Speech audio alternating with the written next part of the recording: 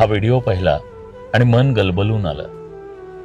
एक लहान मुलगी वर्गात चिमुकल्या लहान भावाला घेऊन आली, कारण तिची आई गेली. वडिलांना कामावर जावं लागतं. लहान भावासाठी ती घरी थांबली तर कदाचित तिची शाळा थांबली असती.